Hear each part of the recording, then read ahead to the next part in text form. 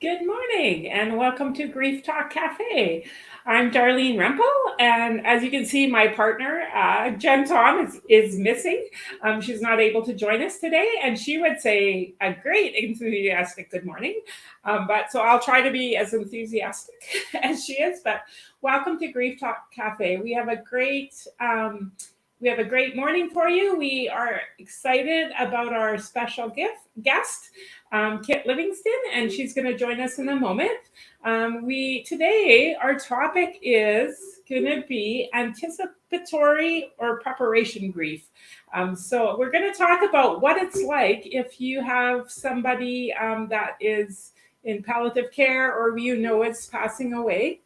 Or is at the end of life, then we're going to talk just a little bit about things we can do. And just Kit's going to share her story and just her wonderful knowledge.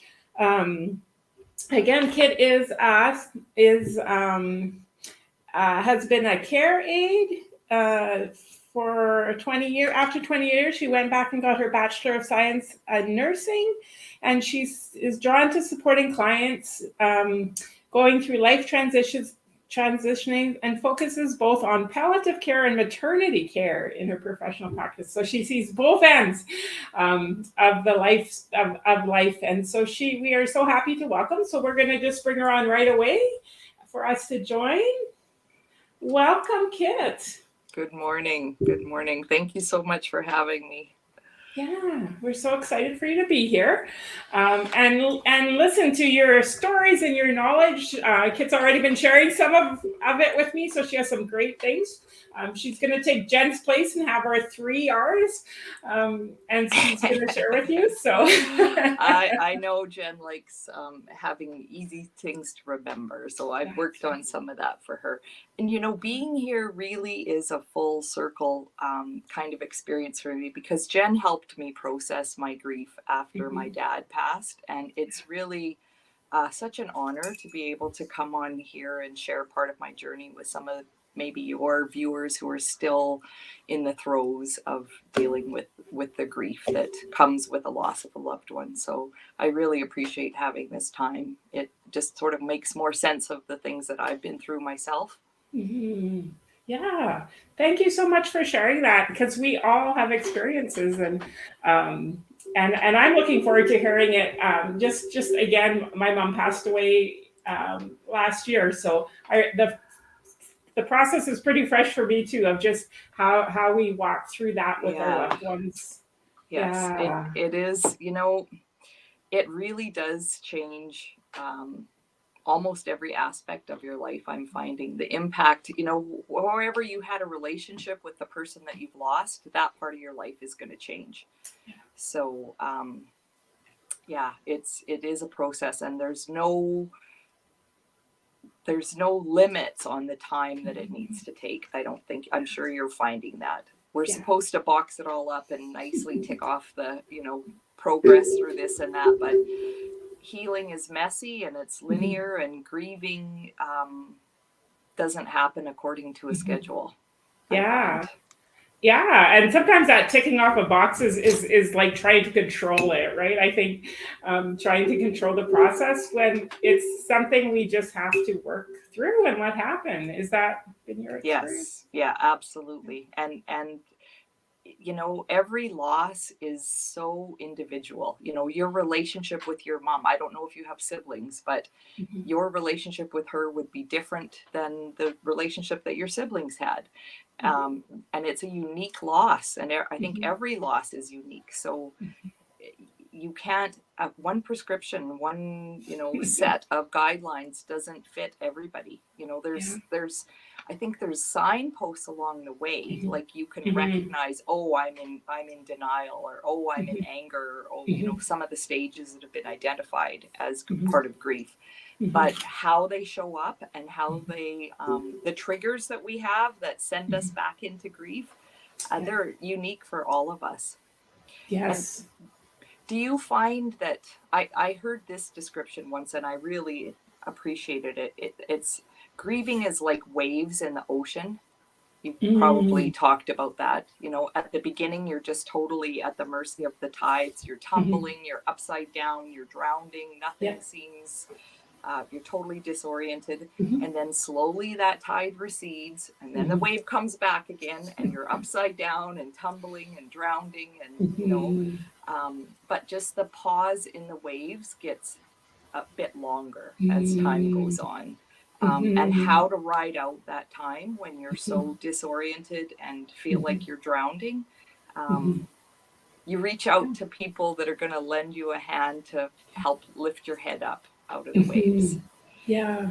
Yeah. And the one thing that is a common experience is being in that wave, right? Yeah. That numbness, that not sleeping, that just total emotional roller coaster of emotions that we get on, and that's normal and natural. But you're right, it does come in waves. We kind of have those. Yeah, you just think you're going along good, and then all of a sudden another wave hits. And it even happens during the process Oh, of absolutely. yeah, Yeah. yeah. Yeah. And what people, I just wanted to point this out because it came into my mind. People, like when you're not in the middle of that wave, when you're kind of in the trough Mhm, where everything seems somewhat normal, when we mhm, remember what the waves have been like, we often feel guilty when we're in the middle of having a normal moment. You know, like mhm, you're just buying groceries and the sun is out and you're actually mhm, happy for a minute, mhm, and then you're like, oh, I shouldn't be happy, all this stuff is going on. And I mhm, guess if I could, if I could offer that, that's perfectly normal to feel guilty that you're feeling okay, but mhm. don't worry, you're going to feel crappy again soon. So Yeah. just enjoy those moments, and Mhm. nobody's judging you. You just got to Yeah. listen to your own. Those moments of happiness and normalcy are like Mhm. little gifts to help They are. remind you of what your life Mhm. used to be like. Mhm. So um Yeah, and working through that process, I love that. Was just reading a book about how we need to process emotions as they come. So as grief comes, as sadness comes, when we can process and just engage and acknowledge that fully, then when a happy moment comes, maybe it's a happy memory, maybe yes, there's just that normal, then we need to process that one too, right? And isn't that funny? when we can process one, then we're free to go on to the next one. And it's going to be Yes, back and forth, but that's yes, how we process grief. yeah, and to be open to all of those times. Yes. I mean, I actually hear that a lot, that people are like, oh, I shouldn't be okay yet, or I should be okay Be by okay. now. And Yeah. so those judgments don't really serve Mhm. anything, because our emotions don't care. They're just Mhm. real, and they're processing, and they're Mhm. arising just like clouds in the sky or Mhm. waves in the ocean, and all you Yeah. can do is ride them with good grace until the next one comes. Mhm. So yeah. Yeah. Yeah. And I know you're going to share about support and how we help people get through that. So let's maybe just start. Do you want to start sharing just a little bit about your experience with your dad? Yeah. Okay. Thank you. Yes, it's so I grew up here in Dutchess. I left and moved to BC and raised my children there. And in 2014, I came back to Dutchess. And a huge piece of why I came back was to support my dad and his wife, who were still living on the ranch that I grew up on. And he was 80, I don't know, 2 or 83 at the time, and had a stroke and needed, a fair bit of support. Maybe he was 84. I don't know. And he managed well, like between he and his wife, they had a pretty good system set up. And he was actually really remarkable in how he maintained his lifestyle and living on the ranch. He got to where he could do less and less, but and so my involvement kind of got more and more as time went on. In last summer, he and his wife had to leave the ranch. They due to health concerns, and so he moved into the lodge, and that was like a big process for him. Just leaving the ranch where he had, the ranch he had built, and built the house with his hands, and built all the corrals, and he really wanted to stay there, but to support his wife, he moved into Brooks, and then he got sick himself. And in November, he went to the hospital right at the end of November. And the doctors kept telling me that, oh, this is treatable. We can deal with this. And this is where the anticipatory grief starts. I just had a feeling that this was going to be maybe not turn out the way that we wanted it to. And so he had several issues happening all at once. He went into the hospital for a sore knee, and it turned out he had fluid in his lungs, and he had terribly low red blood count, and he had a bleed somewhere, and it was there were other issues as well. And so he ended up in hospital for almost the next 3 months. Like, it was 2.5 months. Wow. And through that time, like, I started doing things that didn't even make sense to me. Like, I started sharing pictures of his life on my Facebook page and writing little stories about him. And looking back, I think it was, I was paying tribute to this man who had meant so much to me and to a lot of other people as well. And I would read to him the comments, that people had made. I asked, oh my God, this is going to make me cry. But I asked people to write to him on my Facebook page, and people he didn't even know sent Christmas cards and letters and different things to him, and I would read them to him, and he was so happy to hear from these people. Because, once somebody passes, they don't hear any of it anymore. And it just brought him so much joy. And again, nobody was saying, oh, he's palliative and, you better wrap things up here. But he had just changed so much so fast. And that's one of the kind of hallmarks in palliative care. Like, the more rapid the changes, the less time you have, right? Especially as it gets towards the end. If you're noticing changes over months, you've probably got months. If you're noticing changes over weeks, you've probably got weeks. And of course, close to the end, you notice changes over days or in hours as they approach their passing. So he just declined so rapidly in his capacity, his mobility, even his memory, that I think some part of me was like alerted to start to get ready. And I'm so glad that I did, because the end of January, he was to be discharged from the facility he was in. They said he either had to go into long-term care or I could take him home. So that was my choice. I took him home, and I hired a caregiver. And I didn't know at the time, but we only had 5 weeks with him. So I was still going to work. The caregiver came in every day. He did get a little bit stronger. He was able to walk with a walker, and he was so happy to be home. He was so happy.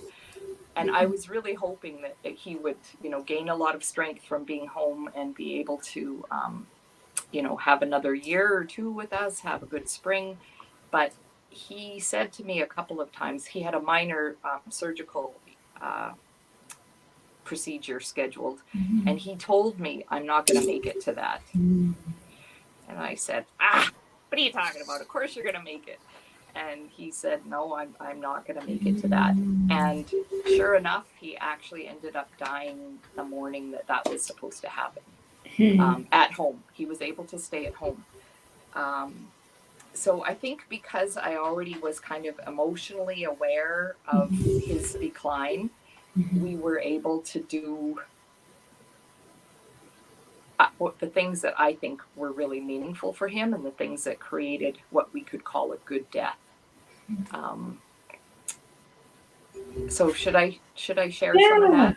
Yeah, thank you for sharing your story, and just for your just your emotions and sharing your story about your dad.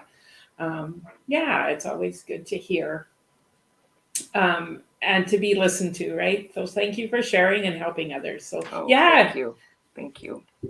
Go ahead and share. I'd love your Well, because I know Jen likes things organized, I did try to I tried to put things into something that would be easy to remember. And through that process of anticipatory grief, which is when you've kind of got a heads up, whether it's coming from the doctors with a diagnosis, whether it's just a gut feeling that you have, or whether, like, some people go through MAID, so it's a process whereby they plan their end because they're terminal in some way. I think once you get a diagnosis, even like a dementia, like, that eventually things are going to change. And we start this anticipatory grief when we start to notice the changes and the loss. Even if we don't acknowledge it, I think in some ways our actions start to show up as we prepare for this eventual loss. And so my 3 R's are reviewing the relationship. So you start going through, it's kind of you're looking back, you're looking over, the interactions you had. Did I do things the way I wanted? What are things that I could do to improve? So first of all, you review, and then you repair. If there's any fractures, if there's any places where we need to bring forgiveness or grace, now we still have the opportunity with this person to work on that.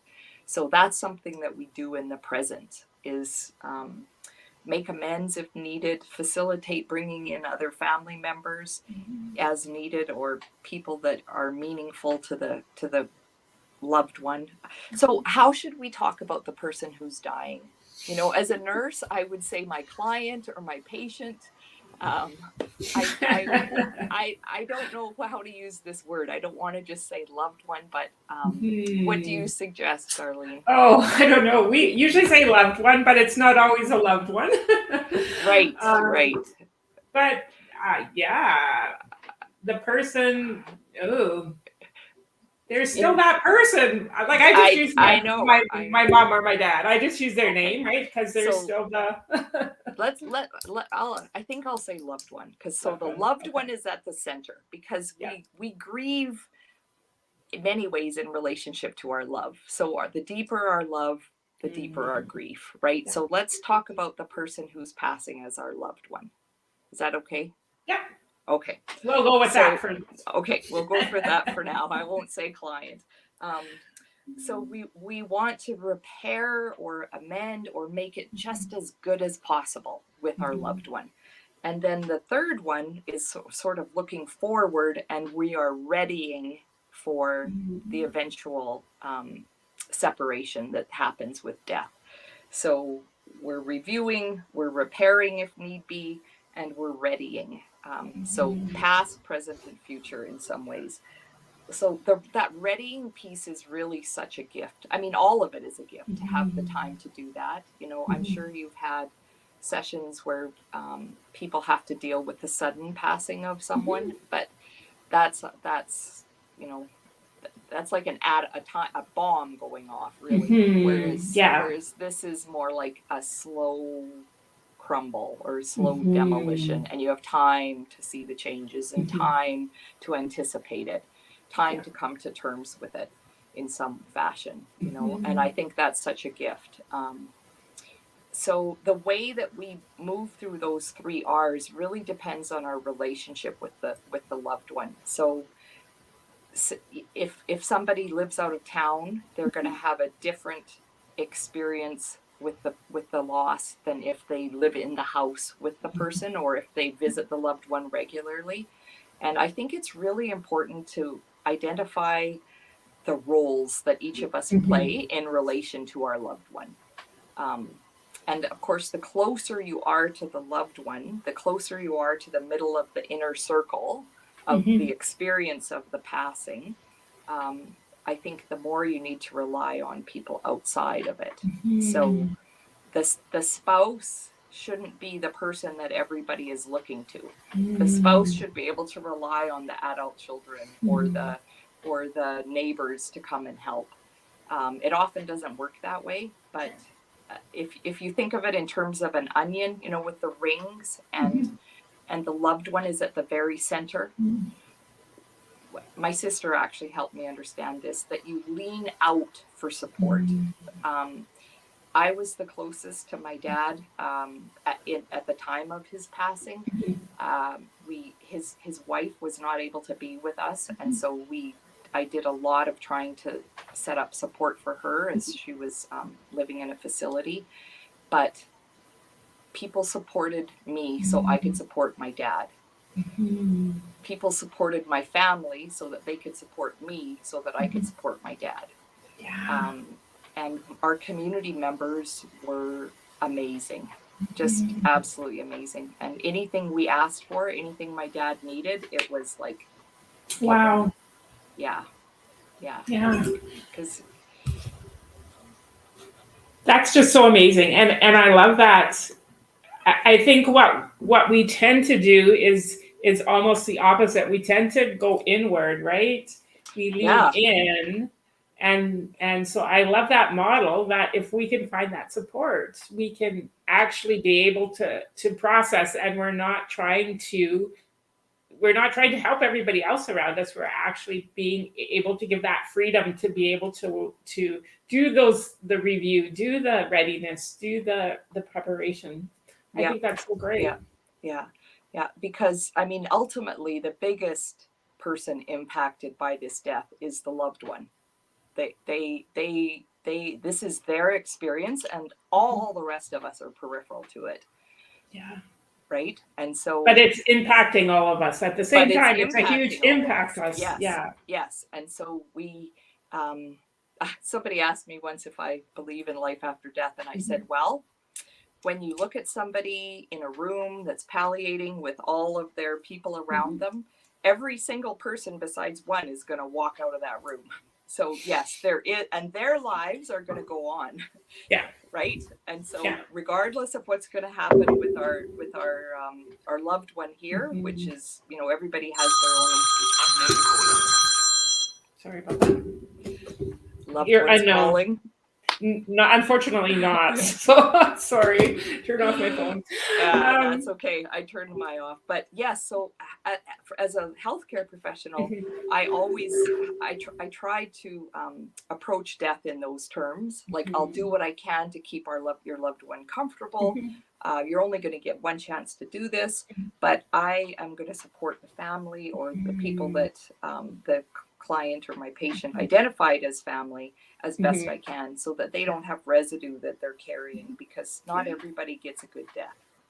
But we No. do our best to, as healthcare professionals, to make that happen. And Yeah. I And it makes a big difference. I'm just going to cut in here because who yeah, your go ahead. healthcare professional does make a big difference. And I know when my mom passed away, and again, we lived in a small community, so everybody knew everybody. But one of the nurses was our neighbor, like my mom's good friend, right? And it was so comforting to have her come in and be with us and be that person who could walk us through, who we could trust and knew what was going on. And so, yeah, like who our support is, who's supporting us is so important. And that, for me, it's just always been such a privilege. It's such a private, and I mean, I would say holy time, birth and death, the beginning and the end. And to be present when you're not part of that inner circle, when you don't have a prior relationship, or maybe you do, but it's quite peripheral, just Yeah. as a community member. To be able to be part of that is just such a privilege and such an honor. And I really understood it from the other side when our family went through that. We had a Yes. home care nurse. His doctor had very recently retired. He had a new doctor, but the retired doctor was his friend, and he came to the house Yeah. and just like helped me understand and made sure that I was on the right track with what I was seeing. The home care nurse came, we got palliative orders, everything was in place. Dad was very clear about how he didn't want to go to the hospital. He said, everybody was on board with that. And it was just basically, what do you need? What do you need? How can we help you through this? And I mean, it just humbles me to think about the support that we had. And if any one of those pieces had been missing, it wouldn't have been the same. Like, the pharmacy giving us the meds that we needed, the home care nurses on call that came out, his caregiver Krista, his caregiver, was like my right hand gal. We couldn't have done it without her. So I think it takes a community to raise a child, and it takes a community to bury a loved one, because it's just too much for one person to carry.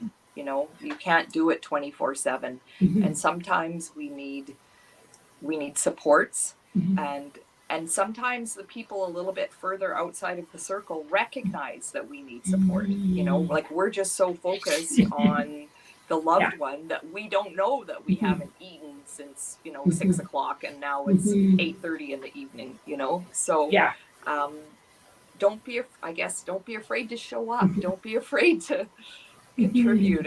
And a lot of times it's hard to have those conversations with people. Like, how are you doing? How are you doing with your mom over there?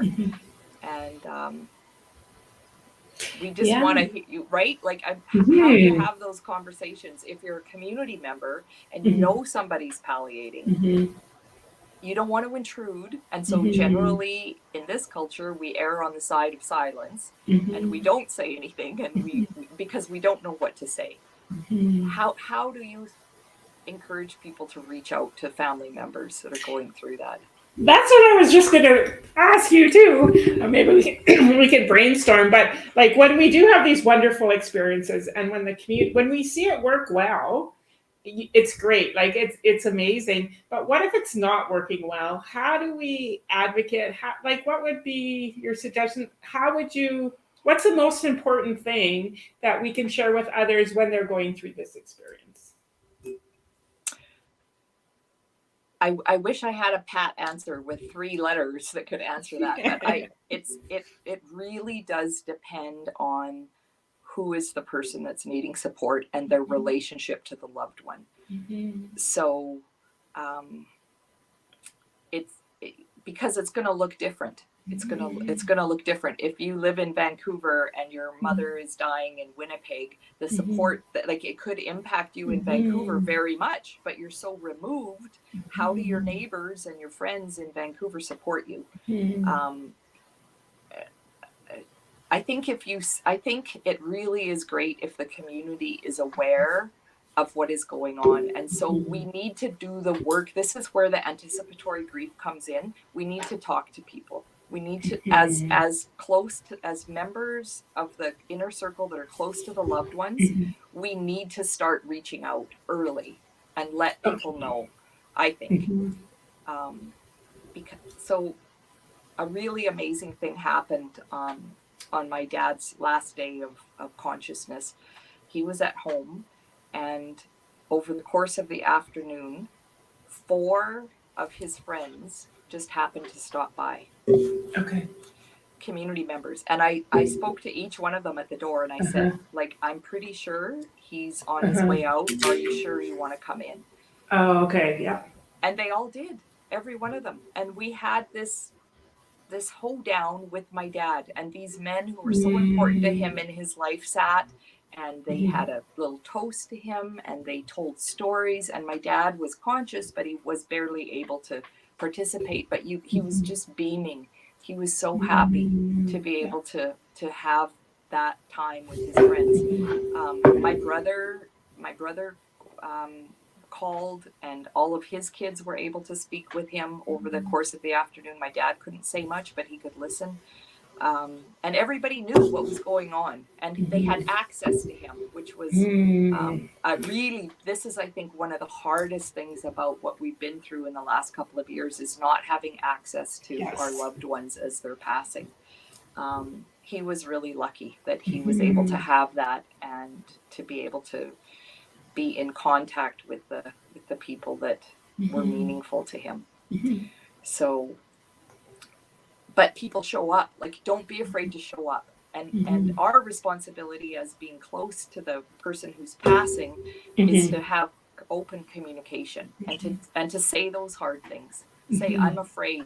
Say, my mom was just diagnosed with whatever. Because for a lot of us, the minute that we hear that diagnosis, that's when that anticipatory grief starts. Yeah. And it's so hard to deal with it because there's so many unknowns. You don't know the path until you're looking back on it, right? Yeah. Yeah.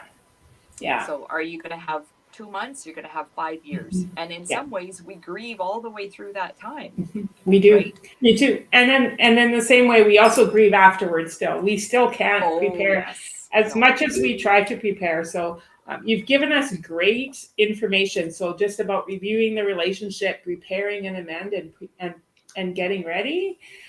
Those are awesome things.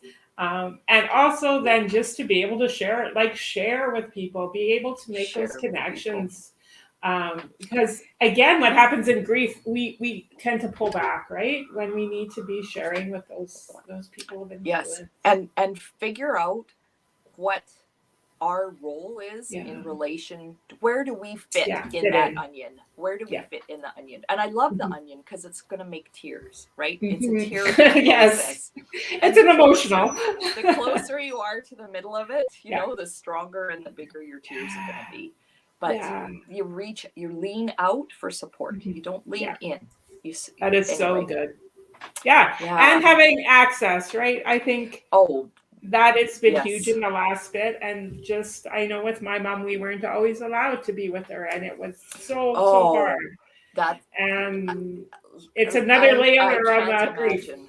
I Yeah. can't imagine. I mean, I'm not going to say cruel, but Mhm. it's Yeah. cruel. It is cruel because Yeah. they need you and you need to You be need with them. her. Like that pull, that need Mhm. to Mhm. share this, the Mhm. end journey is Mhm. so fundamental. It's so Yeah. elemental to who we are. Yeah. And to be denied that, oh, I think, Hmm. It's yeah. So, what's helped you through that time? Was your family able to be with her? Were you able to be with her, Darlene? yeah, I think what helped was at the end we got there. There were 2 points where we got to be with her, and those were amazing points. So before she was, again, my mom was different than yours, is that she was already in care. So we went from moving her to all different kinds of facilities, and so for a while we had access, and then it was shut off. We had very little access till about a week before she died. But then we were able to be with her, and so that made a different kind of grief process, right? Because we didn't Mm-hmm. know what was happening. When you can only visit once a week for an hour, you do not know what's happening when your loved one is declining, like you said, Yes. in days. Yeah. So there were some really good moments, and there were some really sad moments. And everybody, again, like siblings, we all grieve different. So Mm-hmm. some of us were there when she passed away, and some of us weren't. But we know we all grieve different. But I think what helped was to have, again, that I just like that we were back in a community.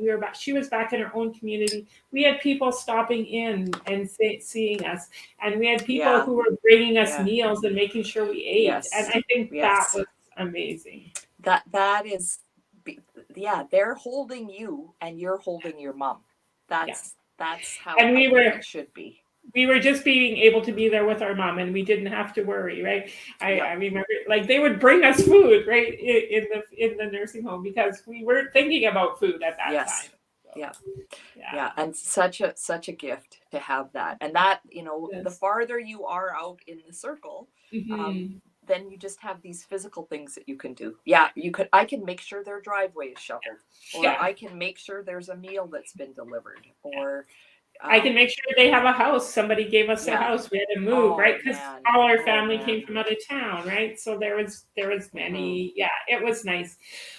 It was amazing.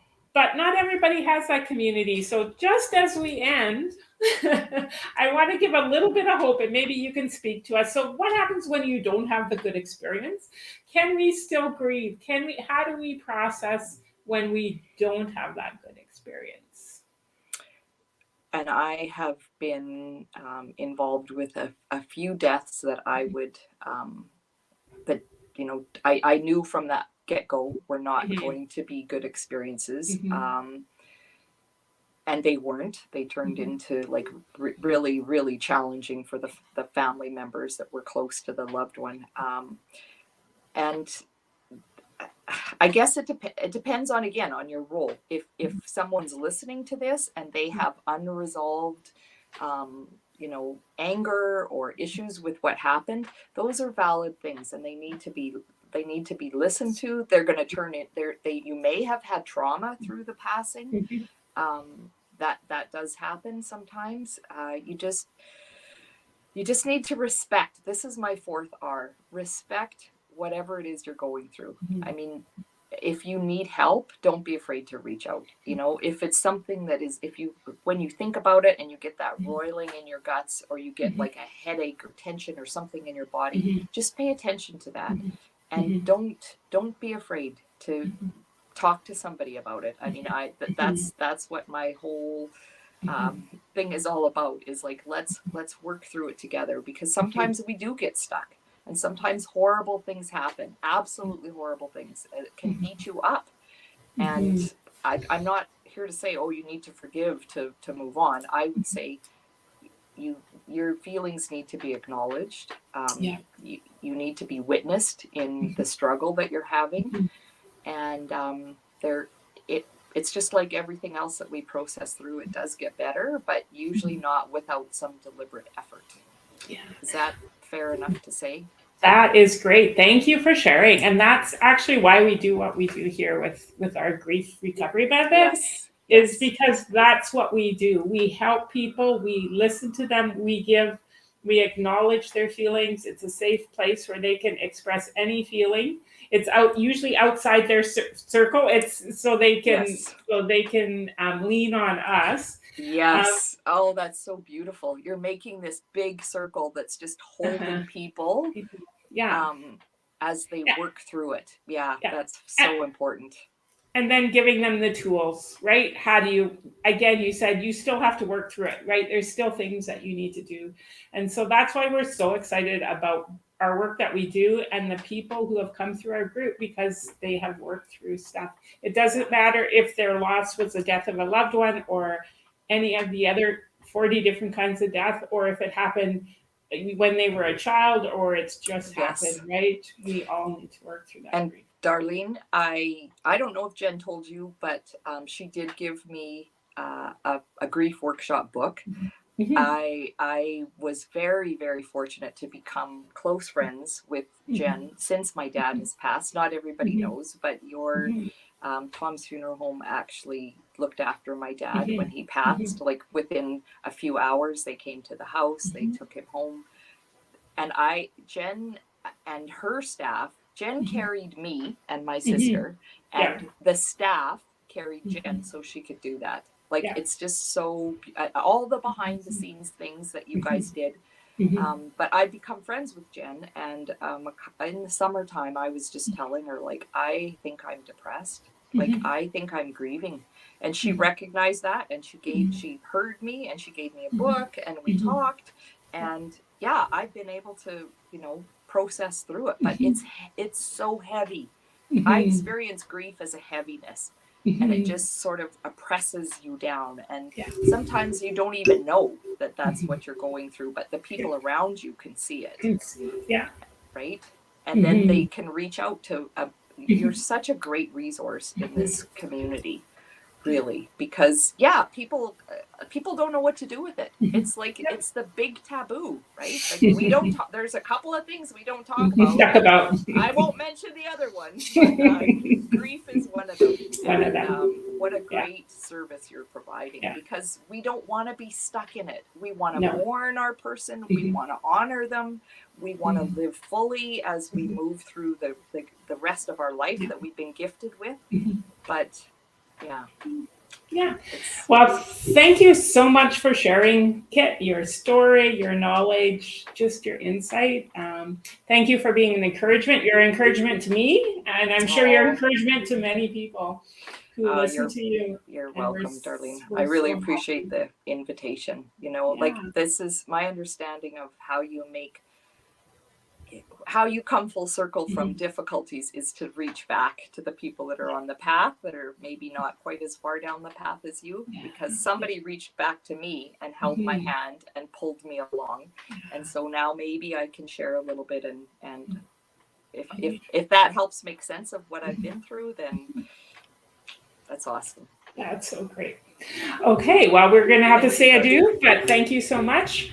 I'm just going to, just finish off here. So thank you so much, Kit, for sharing, and we'll hopefully have you You're back welcome. another time. My pleasure. Thank you. Have a great day. Stay You warm. too. Yeah. So thank you for being with us and sharing with us. Just to let you know, we do have some recovery resources. You can check us out at stronger-lifeconnections.com. We also are going to be running groups starting in January. So if you'd like more information, please connect with us and listen to us. We'll be back next week with Life Talk Cafe. So have a good day. Thank you all.